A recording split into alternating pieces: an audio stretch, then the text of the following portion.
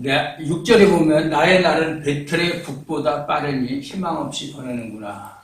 그러니까 시간이 너무나 빨리 지나간다는 얘기죠. 배틀의 북. 배틀의 북이 뭔지 아세요, 여러분들? 배틀의 북을 본 사람이 있어요? 그렇죠. 예.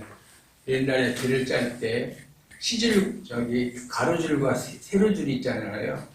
근데 이미 바디에다가 세로줄은 다 걸어놓고 한 줄 한 줄 이제 세로줄을 가로줄을 이제 넣는 것을 이제 북이라고 해요. 북.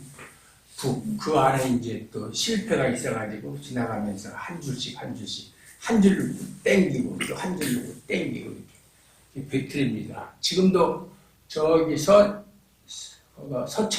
가면 한산에 가면 모시 지금도 그런 식으로 짜고 있고, 저는 안동에 있을 때 우리 동네에서도 안동포라고 그래가지고 삼배 그 짜는 집이 여러 집 있었거든요. 옛날 어려서부터 또 많이 봤고, 또 우리 집에 옛날에 그 공장을 했었고, 그래서 그런 건 아주 잘 알죠. 예. 사람이 세상을 사는 동안의 시간과 그 시간 속에서의 생활, 거기에서 이제 많은 걸 경험하죠. 보고 듣고, 그런 것을, 그런 일생, 그걸 가리켜서 인생이라고 그러는 거예요. 그리고 인생의 가치, 그러한 인생의 가치와 의미, 목적, 거기에 대해서 나름대로 생각하고 변화를 갖는 것을 우리가 흔히 인생관이다. 인생관은 사람마다 약간씩 차이가 있죠. 네. 인생에 대해서 어떻게 생각하는 것에 따라서 낙천주의도 있고, 비관주의도 있고, 또 비관주의, 염세주의죠. 그 다음에 현실주의, 현실에만 모든 가치를 두는 현실주의. 그런 사람은 뭐 내세니 뭐 이런 건 관심도 없고 믿지도 않죠. 그 다음에 이상주의. 현실보다는 이상주의는 주로 이제 보면 예술가들이나 철학을 하는 사람들이나 이렇게 종교인들, 이상주의자들이 많죠. 여러분은 어떤 인생관을 가지고 살아갑니까? 나름대로 인생관이 있을 거예요. 나는 뭐니 해도 뭐니가 최고다. 뭐 이렇게 생각하는 사람도 있을 수 있고, 그렇게 해봐야 그거 뭐 얼마나 세상에서 사는 기간이 얼마나 되겠느냐. 아까도 잠깐 얘기했지만 그 김수미 있잖아요. 전원일기 이름이 엄지로 나오는 김수미. 저하고 동갑인데 옛날에 이제 처녀 때 나는 나이를 알죠. 내가 이제 연예인들을 관리했으니까. 왜 뭘 관리하느냐 하면 옛날에 연예인들은 뭐 마약도 많이 하고 그런 비리가 많았어요. 그걸 이제 다 정보를 얻어가지고 이제 수사도 하고 사람들 잡아서 처벌도 하고, 그러니까 저를 상당히 무서워했죠. 저한테 걸리면 국물도 없으니까. 그래서 야, 너 몇 살이냐? 저는 알고 있으면서도 동갑이거든요. 내가 너보다 2살 더 먹었으니까 오빠라고 해. 그러니까 아이 몇 살인데? 그래서 나 돼지띠야 47년생이야. 그래가지고 속였죠. 2살 더 먹었다고. 어쨌든 근데 이렇게 어저께 금요일날 죽었다고 그러더라고요. 뭐 나하고 뭐 평소에 그런 교제는 없었지만 어쨌든 알던 사람이고 또 나하고 동갑 먹은 사람이 또 죽었다고 그러니까 조금 좀 그렇더라고요. 어쨌든 사람 왔다가 금방 가는 거예요. 부자도 그렇고 가난해도 그렇고 왔다가 가는 거에는 뭐 변함이 없어요. 여러분에게 제가 인생이란 무엇인가, 뭐 유행가 가사에도 뭐 인생은 나그네 길이라는 그런 노래 가사도 있지만 무엇인가 라고 묻는다면 뭐 사람마다 대답하는 게 다 다르겠죠. 솔직히 우리는 인생에 대해서 깊이 생각하지 않고 살고 있죠. 저 같은 경우는 많은 생각을 하고 살지만 보통 사람들은 하루하루 사는 것이 힘들으니까, 또 힘들거나 아니면 너무 좋으니까 그런 생각을 하질 않아요. 분명하게 깊이 생각하지 않고 그냥 하루하루 산다. 그리고 내 인생과는 이것이다 이렇게 분명하게 이야기하는 사람도 많지 않아요. 그냥 하루하루 사는 대로 주어진 대로 살아가는 것이 대부분의 현실이다. 그러다가 이제 어떤 어려운 문제에 부닥치게 되고 심적 고통에 시달리거나 지금까지 삶의 시간에 대해서 허무감을 느낄 때 사는 것이 뭔가, 내가 왜 사는가, 뭐 그런 자조적인 태도를 보이기도 하고, 뭔가 뜻대로 되지 않을 때의 인생에 대한 실망이라고 할 수 있고, 또 남들처럼 가치 있는 것을 이루지 못한 것에 대한 자괴감. 왜 나는 똑같이 남들과 똑같이 태어나서 똑같이 그렇게 살았는데 왜 저 사람은 저렇게, 남들은 다 잘 살고 잘 되는데 나만 이런가 하는 그런 자괴감이 들 수도 있어요. 욥도, 오늘 본문에 나오는 욥도 자기 인생에 대해서 이런 반응을 보이고 있어요. 생일을 저주한 것도 그렇거니와 오늘 본문에 보면은 이 땅에 사는 인생에게 힘든 노동이 있지 아니하겠느냐. 이 땅에 사는 인생은 다 힘들게 산다 그 말이죠. 그의 날이 풍꾼의 날과 같지 아니하겠느냐. 풍꾼은 뭐예요? 뭐 삭을 받고 일을 하는 사람이 풍꾼이죠. 그러다 보니까 종은 저녁 그늘을 몹시 바란다는 얘기는 빨리 저녁이 돼서 일이 끝나기를 바란다는 얘기죠. 그리고 풍꾼은 그의 삭슬을 기다리나니, 빨리 이제 정산을 하고 돈 받고 집으로 가는 것을 가려고 그걸 기다리고, 이와 같이 내가 여러 달째 고통을 받으니, 이렇게 사람 사는 것이 이렇게 산다. 풍꾼처럼, 노동자처럼 이렇게 산다. 아무리 행복하게 사는 사람도 우리가 볼 때는 저 사람은 아무 걱정 근심도 없고 참 행복하기만 할 것 같다는 사람도 그 사람한테 물어보세요. 그렇게 얘기하는가? 그렇지 않아요. 오죽하면 이 세상에서 가장 행복하게 살았던 솔로몬조차도 전도서에 보면 헛되고도 헛되며 헛되고도 헛되다. 모든 것이 헛되다 그런 말을 했겠어요. 인생이라는 게 그런 거예요. 지금 더군다나 욥은 질병 가운데 있잖아요. 모든 소유를 다 잊어버리고 여러 달째 고통을 받으니 고달픈 밤이 내게 작정되었다. 하루하루 저녁만 돌아오면 너무나 힘들고 정말 고통스럽다 그 말이죠. 그래서 지금 욥이 자기 인생을 어떻게 생각하는지를 알 수가 있어요. 그런데 한편으로는 욥의 그러한 말들이 우리를 의아하게 하는 것도 있다. 욥이 왜 그런 말을 했지? 왜냐하면 욥처럼 하나님을 경외하며 악에서 떠난 자라는 말을 들을 정도의 신앙, 하나님이 인정하는 신앙이잖아요. 욥처럼 하나님을 경외하며 악에서 떠난 자를 내가 본 일이 있느냐? 사탄에게 그랬잖아요. 그럴 정도의 신앙을 가지고 있다면 어떤 상황에서도 하나님에 대한 원망과 불평을 하지 않고 인내해야 하지 않겠는가 하는 것이 보통 사람들의 생각이에요.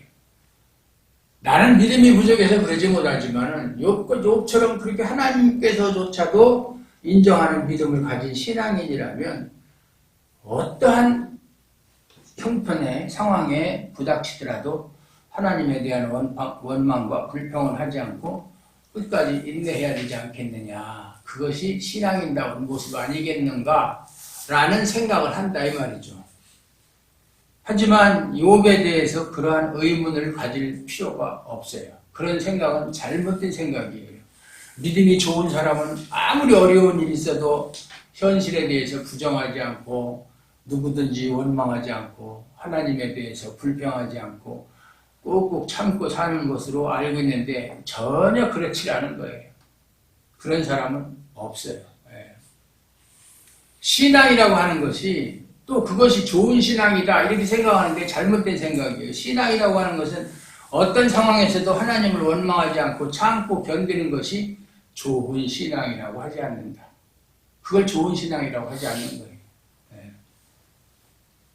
오히려 원망을 하고 자기가 뜻대로 안 될 때 원망도 하고 또 모든 형편이 안 좋을 때 불평도 하지만 이런 것을 통해서 자신의 약함, 내가 이렇게 약한 존재구나 하는 것을 깨닫고 하나님의 능력이 아니면 내가 살아갈 수 없는 존재구나 하는 것을 알고 지금까지 살게 하신, 지금까지 내가 살아온 것은 하나님의 은혜였었구나, 내 힘이 아니었구나 하는 그것을 깨닫고 감사하는 것이 신앙이에요. 그게 신앙이지. 어떤 어려운 일이 있어도 나는 신앙인이고 나는 믿음이 있으니까 믿음으로 모든 것을 다 극복하고 참. 그건 자기 의지로 그렇게 하려고 하는 거예요. 그렇게 할 수도 없지만. 그런 것을 좋은 신앙이라고 하지 않는다. 인생에게 힘든 노동이 있다는 욥의 말은 인간의 피할 수 없는 역사. 인간은 노동을 하지 않고 살 수 없어요. 피할 수 없는 역사고 운명이에요. 물론 사람마다 노동의 정도도 다르고 형편도 다르지만 인생 자체가 힘든 노동의 연속인 것에 대해서는 부인할 수 없다. 여기 일 아무것도 안 하고 놀고 먹는 사람은 없잖아요. 그리고 여러분에게 어떤 사람이 내가 생활비고 뭐고 원하는 거 다 대줄 테니까 너는 아무것도 하지 말고 맨날 놀기만 해라. 그러면 편하고 행복할 것 같아요. 그것처럼 힘든 게 없어요. 사람이 노는 것처럼 힘든 게 없어요. 아무것도 안 하는 것처럼. 네? 그러면 아이고 좋지 뭐 낚시도 가고 내가 하고 싶은 거 뭐 골프도 치고 맨날 멋있고 영화 보고 싶으면 영화도 보고 넷플릭스도 끼고 살고 그것도 하루 이틀이지 그 일주일이 지나고 열흘이 지나면 못 견디는 거예요.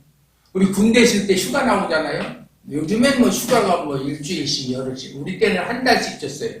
25일 한 달씩 아주 길었죠. 그 대신에 이제 제대할 때까지 딱 3번 그때는 3년 근무했으니까 3번 했는데 휴가 나올 때는 이제 내가 집에 가면 뭐 또 해달라고 그러고 뭐 먹고 싶은 그때는 군대에서 주는 음식이 형편없었으니까 먹고 싶은 게 많죠. 휴가 가면 다 먹어야 되겠다. 물론 이제 집안 형편이 어느 정도 되면 해달라는 거 다 해주죠. 집에서. 그럼 그다음부터 이제 먹고 싶은 게 없어요. 그것도 한두 번 먹으면 이제 재미가 없는 거야. 다 먹었으니까. 그 영화도 보고 뭐 또 하고 친구들 만나서 술도 마시고 그래도 좀 지나면 이제 재미없어요. 이제 빨리 들어갔으면 좋겠다. 재미없는 거예요. 예. 근데 이제 그렇게 못 해본 사람들은 예를 들어서 나는 그래도 좋으니까 아무것도 안 하고 놀고 먹었으면 좋겠다. 이런 생각을 하는 사람도 있죠. 저는 안 해봐서 그래요. 욥이 자기 인생에 대해서 얼마나 깊이 절망했는가 하는 것은 우리 6, 7절에 보면은 나의 날은 배틀의 붓보다 빠르니 희망 없이 보내는구나. 나의 날이 하루하루가 너무나 빠르다. 내 생명이 한낱 바람 같음을 생각하옵소서. 나의 눈이 다시는 행복을 보지 못하리이다. 내가 이렇게 참 종기가 나서 온몸이 그냥 흙덩어리와 딱지가 그냥 피가 그냥 엉겨붙어서 마치 옷 입은 것처럼 이렇게 살다가 그냥 가는구나. 다시는 행복을 보지 못하겠구나. 뭐 그런 생각을 하는 거예요. 자기 인생에 대해서 다시는 행복이 없을 거라는 말은 어떻게 보면 인생을 포기하는 것처럼 그렇게 보인다. 이제 희망 없다 나는. 이제 여기서 끝난다 내 인생은. 참 시간이 빨라요. 오늘이 주일이죠. 내일모레 되면 수요일 들어와요. 수요일날 저녁에 성경 공부하고 나면 금방 내 주일이에요. 금방 내 주일. 참 시간이 빠르다 하는 것을 느껴요. 여러분은 어떨지 모르겠지만 너무나 빠르다. 나이가 먹을수록 시간이 빠르게 느껴지는 거예요. 똑같은 24시간인데 여러분도 하루 24시간이고 저도 24시간인데 느끼는 것은 다 다르다. 나이가 먹을수록 다 다르다. 옛날 김동길 교수가 그런 얘기 했잖아요. 태어나서 1살부터 10살까지는 너무 시간이 안 간다는 거예요. 1년 지나면 1살, 또 1년 지나야 2살. 부모 입장에서도 언제 얘가 커가지고서는 얘가 참 어른이 될까 그런 생각을 하고 우리 장모님네 막내가 딸내미인데 제가 뭐 6개월 됐을 때부터 봤으니까 아주 조그맣을 때부터 아주 그냥 제가 그냥 봤으니까 지금 나이가 지금 26인가 됐는데도 제 눈에는 아직도 어린애야. 갓난애기 같아. 그때부터 봤으니까. 그때 이제 안 권사가 뭐라고 얘기했냐. 아이고 이게 언제 커서 시집가나 그랬는데 옛날 같으면 시집가서 애엄마 됐어요. 26살이면 세월이 그렇게 빨라요. 세월이. 욥의 현실은 뭐예요? 내 살에는 구더기와 흙덩이가 의복처럼 입혀졌고 병원에 오랫동안 입원했는 사람 보면 막 이렇게 등창이 나가지고 막 구덩이 생기고 그런다. 전 보진 못했는데 간호사들 말에 의하면 그 구덩이 생기고 그런다고 그러더라고요. 그래서 이제 막 이렇게 엎어놨다, 이렇게 했다, 자세도 바꿔주고 그런다고 그러더라고요.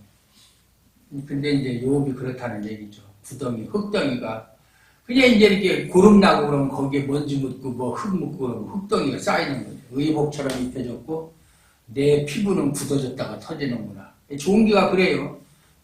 구름이 나왔다 그러면 굳으면 굳어졌다가 또 다시 움직이면 또 터지고 다시 구름 나오고. 옛날에는 그런 거 많이 있었거든요. 요즘은 그런 거 없지만. 그런 말에서 알 수 있는 것처럼 비참 그 자체다. 정말 욥의 형편이 지금 비참 그 자체, 다른 말로 표현할 수 없는 그런 비참이다.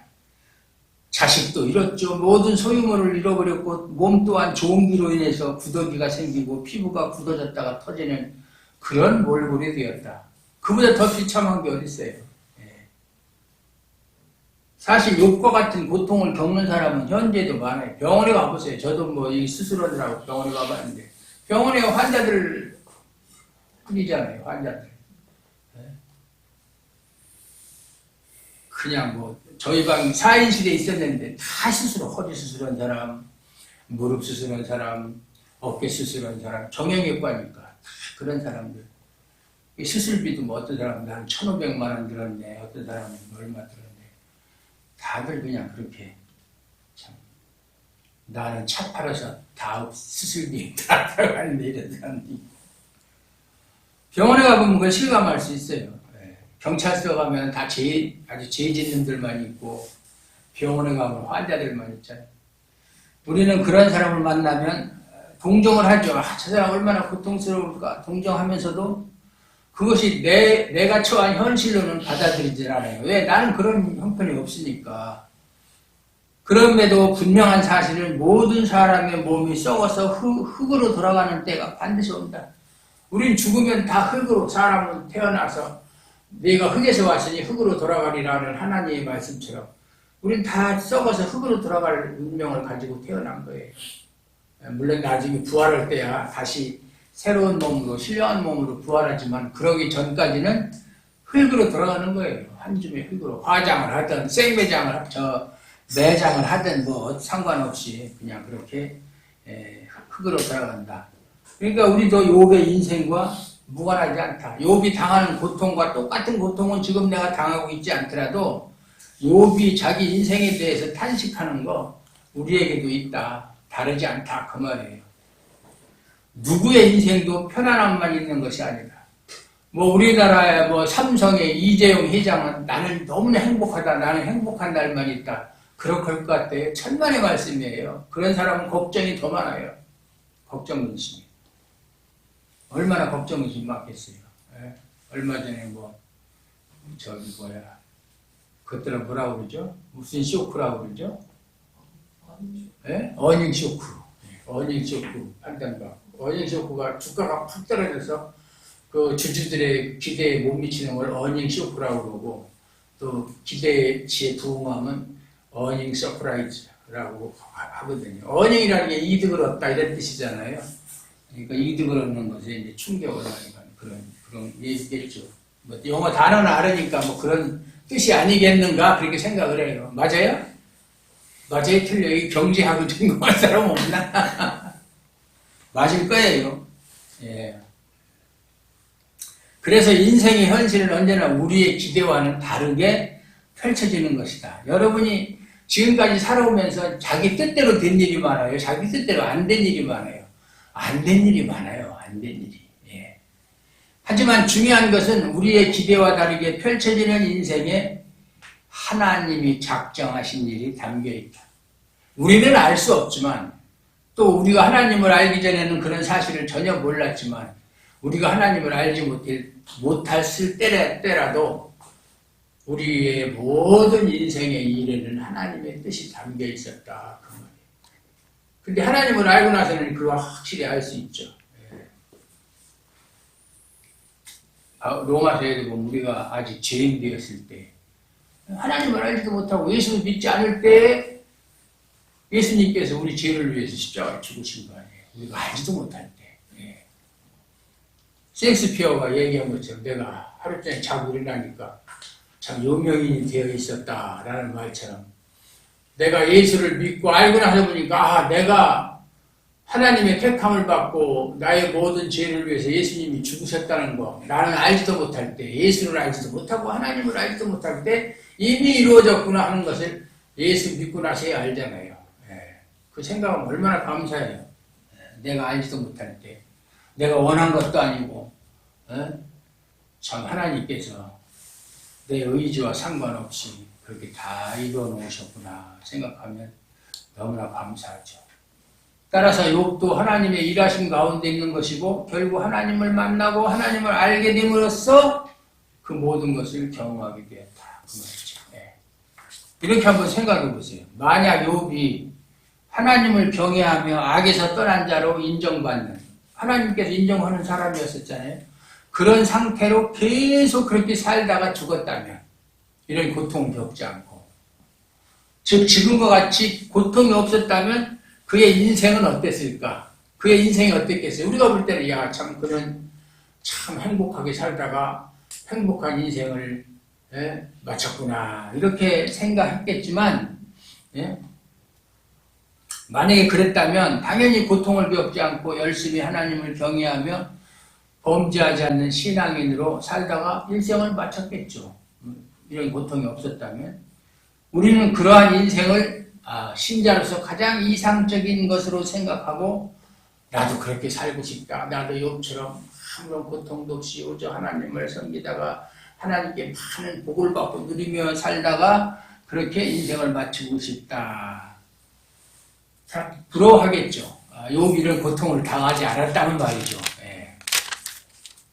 그 목적으로 그러한 생각이 있으니까 하나님 내가 하나님을 잘 믿고 그럴 테니까 하나님 저에게 고통도 주지 말고 그저 복만 주시고 편안하게 살다가 편안하게 죽게 해주십시오. 이런 목적으로 하나님을 찾으면서 신앙생활 열심히 할 테니까 평안을 누리게 해주십시오 하고 기도하는 거 아니겠는가. 대부분 사람들이 그러잖아요. 기도라니 하나님 저 열심히 하나님 말씀대로 살 테니까 불행은 저 멀리 보내고 행복만 있게 하옵소서.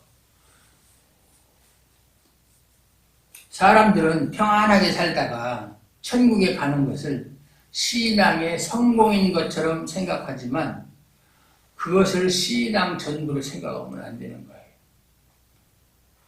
신앙의 이유와 목적이 천국을 보장받고 평안을 누리는 것에 있다면 예수님께서 십자가에서 흘리신 피의 무게는 너무나 무가치한 가벼운 거예요. 그 가치는 티끌과 같은 정도밖에 안 된다. 단순히 하나님께서 예수님께서 우리의 모든 죄를 짊어지시고 십자가에서 죽게 하신 것이 그저 천국이나 천국 가게 하고 이 세상에서 평안히 살게 하려고 했다면 예수님의 피의 가치는 그만큼 추락하고 만다 그 말이에요. 그런 목적이 아니었다 그 말이죠. 욥이 비록 고통을 지금 겪고 있지만 그 고통으로 인해서 하나님을 경외하고 악에서 떠난 자로 살았을 때 과거에 고통받기 전에 드러나지 않았던 것이 드러나는 거예요. 그때는 몰랐던 것, 그때는 드러나지 않았던 것이 드러나는 거예요. 그것은 욥과 같은 사람에게서 생일에 대한 저주가 나오고 인생에 대한 한탄과 탄식이 나왔다. 만약에 욥이 고통을 겪지 않았으면 이런 원망과 불평이 나오겠어요? 나올 리가 없잖아요. 그러니까 그런 고통을 겪으니까 이제 드디어 욥의 본래의 모습이 나타난다. 하나님의 고통을 주신 목적이 뭐예요? 자기 본래의 모습을 스스로 깨닫게 하고 정말 하나님의 은혜에 감사하고 하나님께 더 가까이 나오게 하도록 하기 위해서 고통을 주는 거거든요. 고통받기 전에는 그런 걸 깨닫지 못해요. 그래서 시편에도 보면 내가 고난받기 전에는 그릇 행하였다니 이제는 주의 윤례를 배우나이다.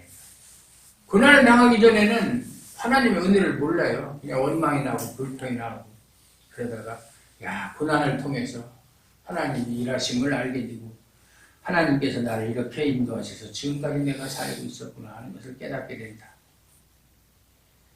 이것은 욥도 그러한데 우리도 어쩔 수 없지 않은가. 욥도 잘 나가다가 그렇게 신앙이 좋은 욥도 힘든 일이 있고 고통을 받으니까 자기 생일을 저주하고 하나님에 대해서 불평하고 원망했는데 우리 같은 사람은 뭐 당연한 거 아니야 이렇게 죄를 정당화하라는 뜻이 아니라 그런 뜻으로 지금 말씀드리는 게 아니라 신앙이라고 하는 것이 범죄하지 않고 고통의 삶에서도 자기 의지를 발휘해서 참고 견디는 것을 의미하지 않는다는 것을 알아야 된다 그 말이에요. 신앙은 자기 의지로 나는 내 의지로 어떤 일이 있어도 참고 견디면서 하나님에 대한 신앙을 지킬 거야. 이렇게 하는 게 신앙이 아니에요. 아까도 얘기했지만 힘들고 어려우면 불평하는 거예요. 당연히 원망도 하고 그런 가운데서 내가 이 정도 사람밖에 안 되는구나. 내 믿음이 이렇게 약하구나. 자기 약함을 깨닫고 그럼에도 불구하고 하나님이 지금까지 나를 인도해서 살게 하셨구나 하는 하나님의 은혜를 생각하고 감사하게 하도록 하기 위해서 하나님을 더 깊이 알게 하기 위해서 고통을 허락하는 것. 그걸 깨닫는 것이 신앙이지 어떤 어려운 일이 있어도 자기가 무슨 아주 정말 대단한 의인처럼 다 참고 견디고 나는 승리했다. 그거 자랑하는 것이 신앙이 아니다. 그 말이에요. 욥의 친구들은 이걸 몰랐어요. 욥의 친구들이 바로 이런 것이 신앙이라는 걸 알지 못했기에 현재 이 사람이 고통을 당하고 있느냐 평안하게 살고 있느냐 이거 가지고 하나님과의 관계가 잘된 것이냐 잘못된 것이냐 그거를 판단하는 잘못을 드러냈다. 현재의 모습을 보고 판단하는 거예요. 네가 지금 편안하게 살고 있으면 하나님과의 관계가 바르게 되어서 하나님께 복을 받고 살고 있구나. 어렵고 살고 있으면 네가 하나님과의 관계가 잘못돼서 고통을 당하고 있구나. 이런 식으로 판단했다. 아주 잘못된 거다 그 말이에요. 그래서 재앙이 없고 평안한 자신들 욥의 친구들은 우리는 신앙에 문제가 없고 하나님과의 관계가 바르게 되었지만 네가 지금 이렇게 고난을 당하는 것은 하나님과의 관계가 잘못되었고 신앙이 잘못되었기 때문에 욥을 범죄한 자로 생각하고 회개하라고 했던 거예요. 전혀 잘못된 거예요. 욥의 친구들보다 욥이 신앙이 훨씬 더 하나님 인정하는 신앙이잖아요. 고통당한다고 해서 그렇게 생각하면 안 되는 것이죠. 그래서 8절에서 10절까지 보면 나를 본 자의 눈이 다시는 나를 보지 못할 것이고 주의 눈이 나를 향하실지라도 내가 잊지 아니하리이다. 구름이 사라져 없어짐같이 스올이 지옥이에요. 지옥으로 내려가는 자는 다시 올라오지 못할 것이오니 그는 다시 자기 집으로 돌아가지 못하겠고 자기 처소도 다시 그를 알지 못하리이다. 이제 뭐 완전 인생을 포기한 자의 소리죠. 오늘 나를 본 사람은 다시 나를 볼 수 없을 거야. 왜? 내가 죽고 없으니까. 하나님께서 나를 바라볼지라도 내가 이 세상에 있지 않을 것이다. 죽고 없어진다 이거죠. 인생에 대한 절망과 실망이 가득 담긴 욥의 심정이 느껴지잖아요. 얼마나 힘들면 인생에 대해서 포기하는 이런 말을 하겠어요.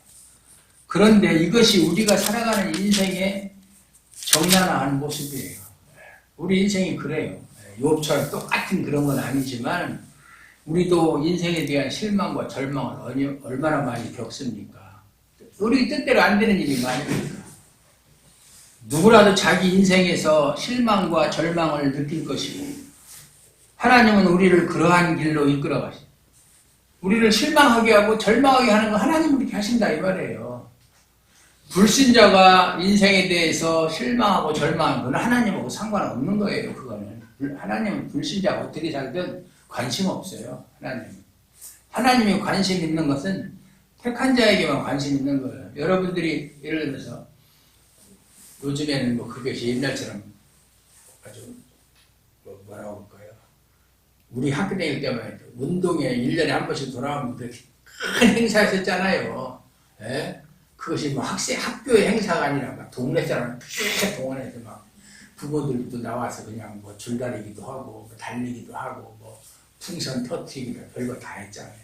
요즘에는 뭐 그런 게 별로 저기 근데 거기 이제 자기 자녀들이 막 달리기 하잖아요. 옛날에 1등하면 그저 상이라고 도장 찍힌 그 누런 종이로 된 공책이라고 그랬죠. 공책, 노트.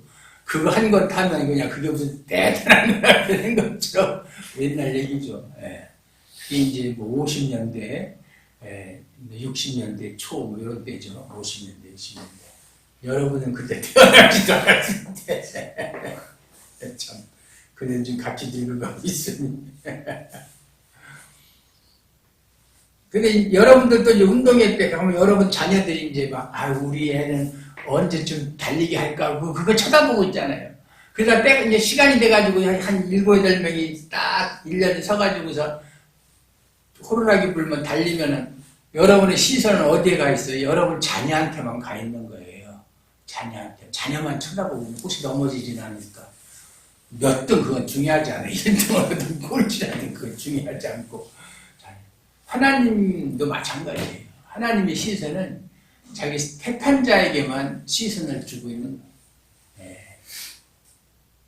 남의 자식은 상관이 없어요. 사탄의 자식은 가다 넘어지든 말든 코피가 터지든 말든 상관이 없어요.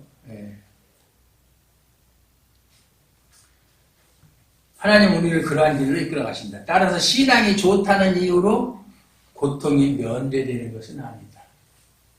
고통을 당하고 있다고 해서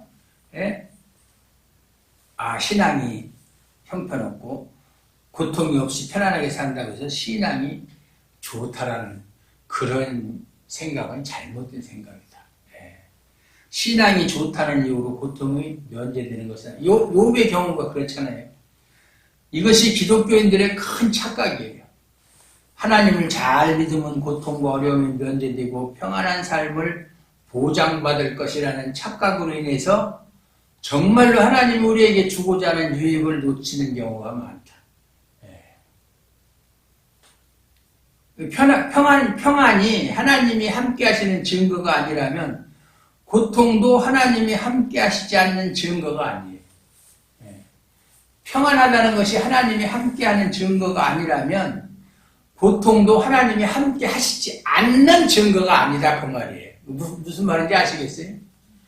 평안하다고 해서 하나님이 함께 하시고 평안하지 않고 고통이 있다고 해서 하나님이 함께 하지 않는다라는 것이 아니다 그 말이에요. 이해하셨죠? 어려운 말 아니에요. 한국말이에요. 그러므로 인생의 평안함과 고통으로 나누어 평가하는 것은 하나님께서 우리의 인생을 어떻게 다루시는가를 모르는 사람들이 하는 소리다. 그 말이에요. 저 사람이 지금 평안하냐? 예를 들어서 목사 입장에서 야무개 집사님은 지금 참 잘나가 평안하고 얼굴에 항상 웃음기가 있고 막 그러니까 하나님이 함께 하시는구나. 또 어떤 집사님은 요즘 보면 참 힘든 일이 많은가 봐. 표정도 박지도 못하고.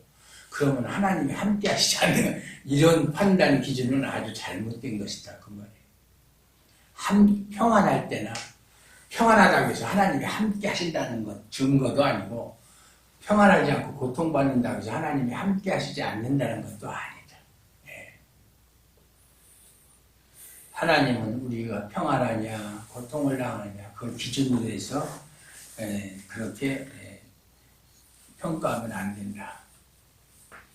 욥의 고난이 욥에게 아무런 유익도 주지 못했을까? 욥이 이런 고통을 당하는 것이 하나님께서 그렇게 허락하셨다면 무슨 유익이 있어야 될 거 아니에요. 그러면 그런 유익이 없었을까? 이 욥의 욥기서의 마지막 장이 42장이거든요. 42장. 여러분들 한 번도 안 읽어봤죠? 저는 지금 욥기 시작하면서 지금 25번째 읽고 있어요. 42장. 그럼 속으로 넌 목사니까 그렇지 우리는 평신도니까 똑같아요. 그렇게 생각하면 안 돼요. 너는 먹고 하는 일이 뭐 있어? 아무것도 없잖아. 저도 하는 일 많아요. 42장에서 욥은 자신의 무지를 고백하며 하나님께 회개하는 장면이 나오거든요. 야, 내가 지금까지 하나님께 대해서 잘못 알고 있었구나. 참 내가 어리석구나 하는 것을 깨닫고 회개하는 장면이 나와요. 이것이 고난에 담긴 유익이에요. 아까 시편 얘기했죠. 내가 고난당하기 전에는 그릇 행하였다니. 이제는 주의 일례를 배우나니 하나님 말씀을 통해서 내가 그것을 깨달았다. 고난의 의미를 깨달았다. 내가 얼마나 연약한 자인지를 깨달았다. 하나님께서 나를 어떻게 인도하시는지를 깨달았다. 고난은 변장된 하나님의 축복이다. 이런 얘기도 있잖아요. 하나님께서 고난을 도구로 해서 욥이 그 속의 모든 것을 토해내게 하신 후에 다가오신 거예요. 속에 있는 모든 것을 다 토해내게 한 다음에 하나님이 찾아오신 거예요. 그렇게 하지 않으면 욥은 하나님을 경외하고 죄에서 떠나 살았던 자신만, 내가 지금까지 어떻게 살았는데 범죄하지 않고 그렇게 신앙을 지켰는데 내가 왜 이런 고난을 당해야 되는가, 그런 생각을 하실 거 아니에요. 근데 그것을 다 부정하고 정말 내가 어리석은 사람이었었다 하는 것을 깨달았을 때 하나님이 욥을 만나준 거예요. 따라서 신자는 하나님이 누구신가를 알아갈수록 자신의 인생에서 하나님의 일하심이 선명하게 드러남을 경험하게 되는 거예요. 하나님을 알면 알수록 자신의 인생에서 하나님이 나에게 어떤 일을 하셨는가, 나를 어떻게 인도하셨는가를 분명하게 깨닫고 경험하게 되는 거예요. 그게 있어야 되는 거예요. 신앙인이라면.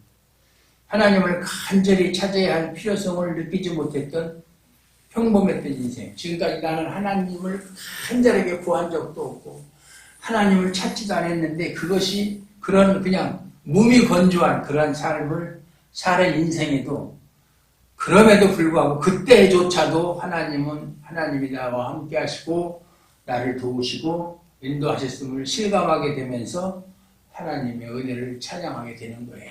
감사하게 되는 거예요. 그거는 뭘 경험해야 돼요. 신자는 이것으로 하나님의 살아계심을 증거하는 거예요. 그러니까 이런 간증이 있어야 돼요. 간증이. 그냥 하루하루 그냥 몸이 건조하게 그냥 하나님이 뭐 그렇게 당장 그렇게 나한테 필요한 존재도 아니고 뭐 있어도 그만이고 없어도 그만이고 내 일이 중요하지, 내 하루하루 사는 일이 중요하지. 하나님이야. 주일날 교회 가서 한번 예배 참석하면 되는 거고 그게 아니에요. 삶의 순간순간마다 하나님의 손길을 느낄 수 있어야 돼요. 예? 하나님의 시선이 지금 나를 향해서 한시도 떠나지 않는다는 것을 그걸 느껴야 돼요. 그걸 눈에 보이진 않지만 그게 간증이에요. 그런 점에서 보면 지금의 기독교인은 하나님은 살아계신다, 하나님이 계신다 라고 그렇게 말하면서도 오히려 사는 삶을 보면 하나님은 없다 라고 외치는 것과 같다. 입술로는 하나님은 살아계신다라고 말을 하지만 그 사람 살아가는 모습을 보면 하나님은 없는 것처럼 살아가고 있다. 하나님은 마치 죽었다, 니체가 한 말처럼 신은 죽었다라고 한 것처럼 하나님은 죽었다라고 외치는 것처럼 보인다. 지금의 욥이 그와 같다 할 것이고, 욥이 그렇잖아요. 내가 지금 그동안 그렇게 열심히 하나님을 섬기고 그랬는데 재산도 다 잃고 자식도 다 잃고 내 건강까지 다 잃고 이제는 나는 희망이라고는 티끌만큼도 없고 이제는 죽을 날만 기다리고 있구나. 그렇게 생각하고 있잖아요. 지금의 욥이 그와 같다 할 것이고, 하나님은 죽었다라고 생각하고 우리 역시 인생에 대한 기대가 무너질 때 수시로 그러한 생각을 합니다. 하나님이 있다면 이러지는 않을 텐데. 그래서 우리에게 필요한 것은 인생을 바라보는 것이 아니에요. 하나님을 바라보는 것이 신앙이에요. 우리의 시선은 하늘에 둬야 돼요. 땅에다 두면 안 되는 거예요. 땅에다 두면 절망밖에 없어요. 지금 세상을 돌아가는 거 보세요. 지금 뭐 우크라이나하고 러시아하고 전쟁하는데 북한에서는 팔아먹는 거지. 한 사람 앞에 2,000불씩 준대요. 러시아에서. 북한 병사 한 사람한테. 그럼 2,000불을 주면은 뭐 병사한테 주나요? 김정은이한테 주지? 그럼 김정은이가 병사들한테 주나요? 줘봐야 그냥 한 10분의 1, 100분의 1이나 주든가 말든가 그렇게 하고. 그리고 전쟁터에 나가면 총알바지 노릇하는 거예요. 얼마나 많은 사람이 죽을지 몰라요. 네? 그러니까 이때 야, 북쪽에서는 김정은이가 군인도 파송하는데 남쪽에다 무기라도 좀 주라. 지금 우크라이나가 제일 부족한 게 포탄이거든요. 포탄. 하루에 30만 발씩 소비한다는 거예요. 그게 조그만 나라에서 감당할 수 없지. 그러니까 한국한테 포탄 좀 주라. 첫째가 포탄. 두 번째가 뭐냐면 무 이름이 생각이 안 나는데 다연장 로켓포 그거. 그게 지금 있는 것은 미국에서 주는 한꺼번에 6발 나가는데 우리나라 거는 12발 나가는 거예요. 성능도 좋고 사거리도 길고 제발 그거 좀 달라. 그리고 좀 쓰는 김에 K9 자주포를 주면 안 되겠니? 그렇게 되면 어떻게 되냐. 북한하고 남한하고 우크라이나하고 러시아하고 전쟁이 대리전 형식이 되잖아요. 직접 우리나라는 군인은 안 가지만 그렇게 되면 이제 세계적으로 또 확전이 되니까 지금 서방에 나토에서도 그렇고 미국에서도 그렇고 한국이 과연 어떻게 나올 것인가. 근데 지금 우리나라 정부에서는 저쪽에서는 군인까지 파송했으니까 우리는 군대는 파송하지 않더라도 무기는 지원하는 것이 옳지 않겠냐. 지금 그렇게 얘기하고 있고 단계적으로 무기 지원해주겠다고 그러는데 거기다가 우크라이나 대통령은 제발 좀 빨리 좀 보내줘. 빨리 좀 이왕 불 거 빨리 좀 보내줘. 지금 전화하고 막 그러잖아요. 네. 참. 그거 전쟁하기. 이스라엘하고 또 이스라엘에서도 또 이란하고 막 서로 가잖아요. 계속 전쟁하는 거예요. 근데 무슨 소망이 있어요? 지금 소망이 없어요. 네. 뭐 정치계를 보면 소망이 있어요. 뭐가 있어요? 네. 경제는 점점 어려워지고 이 땅에서 소망이 없어요. 우리의 시선을 하나님께 둬야 돼. 하늘에 둬야 돼. 예. 우리에게 필요한 것은 인생을 바라보는 것이 아니라 하나님을 바라보는 것이다. 인생은 하나님의 손에 있다. 불교 믿는 사람들은 부처님의 손바닥 안에 있다고 그러지만 우리는 하나님의 손에 있다. 우리에게 유익이 되는 길로 하나님은 항상 우리에게 유익이 되는 길로 모든 것이 합력하여 선을 이루는 길로 인도하시는 사실만 믿으면 되는 거예요. 믿습니까? 아멘. 믿습니까? 아멘. 예, 기도합니다. 하나님 감사합니다. 오늘도 하나님께서 우리가 하나님을 알지도 못할 때에 우리가 죄인 되었을 때에 예수 그리스도를 통해서 우리의 모든 죄를 십자가에서 도멸하여 주시고 우리를 하나님의 자녀 삼으시고 천국 백성 삼으신 것 생각할 때마다 얼마나 감사한지 모릅니다.